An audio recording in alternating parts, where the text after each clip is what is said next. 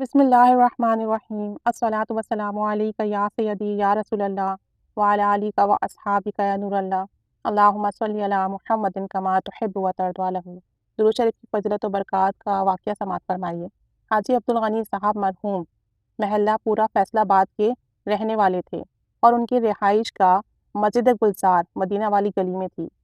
مرحوم نے 5000 گٹلیاں اپنے گھر میں رکھی ہوئی تھیں اور نماز عشاء کے بعد تمام گھر والے مل کر بیوی بچے مل کر درود شریف پڑھتے تھے ان گٹلیوں پر تاکہ درود پاک پورا ہو سکے۔ جب تک ان گٹلیوں پر درود پاک پورا نہیں ہوتا سوتے نہیں تھے۔ بعد میں درود شریف کی محبت میں انہوں نے ان گٹلیوں کی تعداد میں اضافہ کر دیا اور 7500 کر دی۔ پھر فجر کے بعد اکیلے درود شریف پڑھتے اور روزانہ 10,000 سے لے کر 12-13,000 مرتبہ تک درود شریف پڑھ لیتے۔ سبحان اللہ۔ گھر کے لیے علیحدہ، دکان پر علیحدہ اور فیکٹری کے لیے الگ تسبیح رکھی ہوئی تھی تاکہ ہر جگہ درود شریف پڑھ سکیں، تاکہ درود پاک گنتی کے ساتھ پڑھ سکیں، شمار کر کے پڑھ سکیں کہ دن میں کتنا درود شریف پڑھا، اور کوشش کرتے تھے کہ ہمیشہ درود شریف باوضو پڑھیں۔ نیز حاجی صاحب جمعے کے لیے صاف ستھرے کپڑے پہن کر مسجد جاتے، جمعہ ادا کرنے کے بعد گھر آتے، اور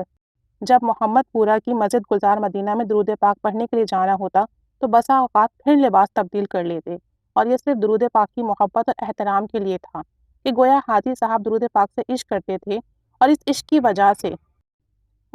کی وجہ سے وہ باوجود ایک کاروباری انسان ہونے کے دوسرے لوگوں سے بازی لے گئے اور درود شریف کی محبت میں ہی لباس صاف ستھرا پہن کر درود شریف پڑھتے اور باوضو ہو کر درود شریف پڑھتے۔ حاجی عبدالغنی مرحوم سچے عاشق رسول تھے اور درود پاک سے حد درجہ محبت رکھتے تھے۔ ان کے بڑے صاحبزادے حاجی محمد یاسین کا بیان ہے کہ میں نے اپنے والد مرحوم کو خواب میں دیکھا تو انہوں نے کہا، بیٹا، جو لوگ جمعے کے دن جامع مسجد گلزار مدینہ میں درود پاک پڑھنے جاتے ہیں ان کو ان کی قبر میں آ کر ہی معلوم ہوگا کہ انہیں کتنا فیض ملا اور انہیں کیا کیا برکتیں ملی اور کیا کیا انعامات ملا۔ پھر فرمایا، اچھا اب میں جاتا ہوں۔ میں نے عرض کیا، ابا جان کچھ دیر اور بیٹھیں، تو فرمایا، میرا اب یہاں دل نہیں لگتا، لہٰذا مجھے چھوڑ آؤ۔ یہ سن کر میری آنکھ کھل گئی۔ حاجی عبدالغنی مرحوم کی بھتیجی نے بیان کیا کہ میں نے خواب میں اپنے چچا جان کو دیکھا کہ ان پر سے ٹھنڈی ہوائیں گزر رہی ہیں، اور میں نے اپنے چچا مرحوم کو یہ کہتے سنا کہ میرے لیے تو یہاں بہاریں ہی بہاریں ہیں، موج لگی ہوئی ہے، اور یہ سب درود شریف کی برکت سے ہوا کہ مرنے کے بعد اللہ تعالیٰ نے ان کو اتنے درجات، اتنی بہاریں، اتنی نعمتیں عطا کی۔ مولانا سید قاسم شاہ صاحب کا بیان ہے کہ جب حاجی عبدالغنی مرحوم کا جنازہ مسجد گلزار میں لا کر رکھا اور طالب علموں نے قصیدہ بردہ شریف پڑھنا شروع کیا تو ساری مسجد جگمگا اٹھی، اور یوں محسوس ہو رہا تھا جیسے مسجد میں حرکت ہو رہی ہے، جیسے یہ مسجد حرکت کر رہی ہے، مسجد کے اندر ارتعاش پیدا ہو گیا اس کی برکت سے۔ جب عاشق کے درود کا جنازہ مسجد گلزار مدینہ سے روانہ ہوا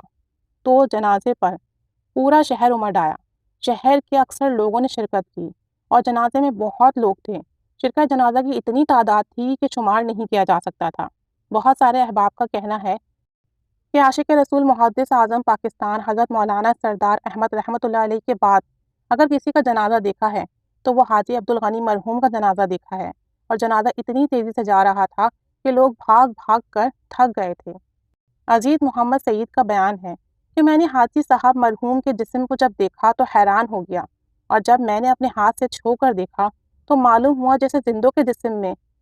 خون گردش کرتا ہے، جیسے زندوں کا جسم ہوتا ہے، کسی بھی قسم کی ان کے اندر مردانی والی کیفیت نظر نہیں آتی تھی، بلکہ ایسا محسوس ہوتا تھا جیسے وہ سو رہے ہیں اور ان کے جسم کی کیفیت بالکل زندوں والی تھی۔ تو یہ سب درود پاک پڑھنے کی برکت ہے۔ جب ہم درود شریف پڑھتے ہیں تو دنیا میں تو ہمیں اس کا فیض ملتا ہے، دنیا میں تو ہمارے کام بنتے ہیں، زندگیاں آسان ہوتی چلی جاتی ہیں، رحمتیں، برکتیں، عنایتیں، فضل کرم نصیب ہوتا ہے، عزتیں ملتی ہیں، لیکن ساتھ ساتھ جب اس دنیا سے ہم رخصت ہوتے ہیں تو ہمارا جنازہ، ہماری قبر، تدفین اور زندگی کے بعد جو موت کے معاملات ہیں ان سب میں بھی درود پاک کی برکت سے ایسی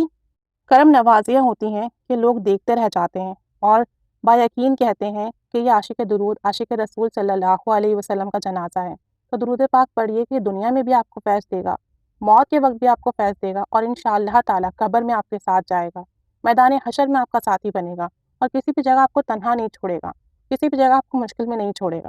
درود پاک کا ورد کیجیے، اللہ تعالیٰ ہمیں پڑھنے کی توفیق دے، پڑھنا قبول فرمائے اور ہمیں اس کی خوب برکتیں عطا فرمائے۔ آمین بجاہ النبی الآمین صلی اللہ علی محمد सल्लल्लाहु अलैहि वसल्लम।